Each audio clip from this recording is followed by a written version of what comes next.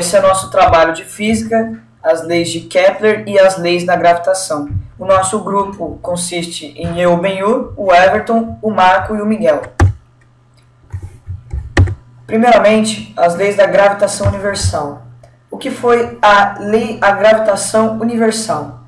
A gravitação universal foi formulada por nada mais, nada menos que o próprio físico Isaac Newton.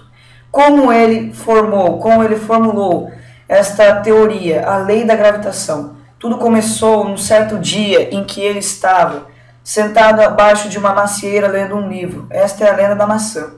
De repente, uma maçã cai em sua cabeça. Ele fica pensando como esta maçã o atingiu, por que esta maçã o atingiu. E seu pensamento foi além de uma simples queda em sua cabeça. Ele começou a pensar mais profundamente o que teria ocasionado esta queda. E foi aí que ele estudou profundamente a gravitação, foi quando ele chegou a esta conclusão. Foi por isso que temos hoje como a base a lenda da maçã como um dos fatores que foram descobertos para a lei da gravitação. Aqui nós temos a famosa frase de Isaac Newton. Famosa pode até ser para alguns e para outros não. Mas diz assim: duas partículas se atraem com forças cuja intensidade é diretamente proporcional igualmente ao produto de suas massas, quantidade de massa, inversamente proporcional ao quadrado da distância que separa as mesmas. O que isso quer dizer? Nós temos duas partículas que são atraídas pelas forças que têm intensidade diretamente igual ao produto de massa, ou seja, a quantidade de massa que as mesmas partículas possuem. E é inverso à proporção do quadrado da distância que separa as mesmas. Ok? Essa é outra parte das leis da gravitação universal. Vamos pegar um exemplo.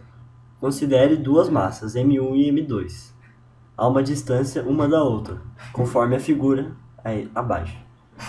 Note que as forças de atração gravitacional entre os corpos são de mesma intensidade, mesma direção, mas de sentidos opostos.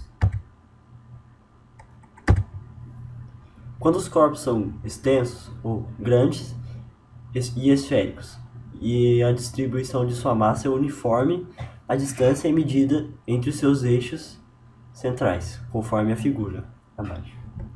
Astrônomos físicos importantes. Cláudio Ptolomeu foi um grego geógrafo astrônomo que viveu no século I. Em seus estudos, afirma a Terra ser o centro do universo, o geocentrismo.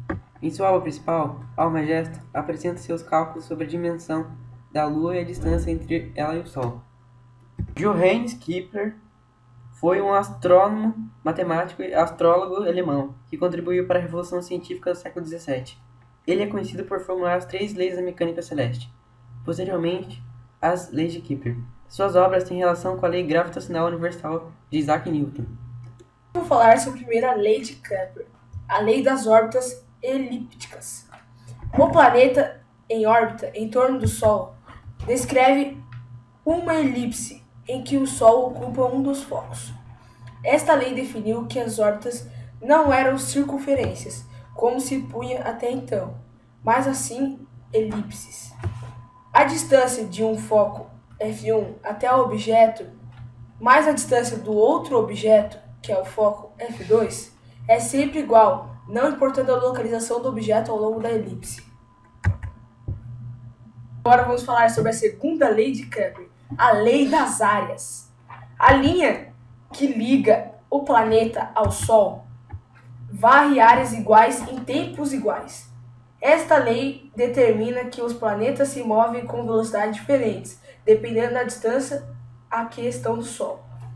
O periélio é o ponto mais próximo do Sol, onde o planeta orbita mais rapidamente. Afélio é o ponto mais afastado do Sol, onde o planeta move-se mais lentamente. Essa é a terceira lei de Kepler, a lei dos períodos ou lei dos tempos. A definição da lei é assim: os quadrados dos períodos de translação dos planetas são proporcionais aos cubos dos semi-eixos maiores das suas órbitas.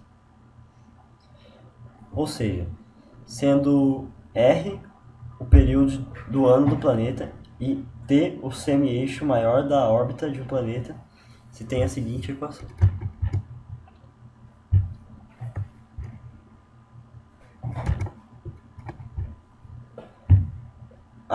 Essa lei indica que existe uma relação entre a distância do planeta e o tempo que ele demora para completar o ano em torno do Sol. Portanto, mais distante estiver do Sol, mais tempo o planeta, o astro, levará para completar sua volta em torno dessa estrela. Chegamos ao fim do trabalho de física sobre as leis de Kepler e as leis da gravitação. Agradecemos a compreensão de todos os que assistiram esse vídeo. Amém.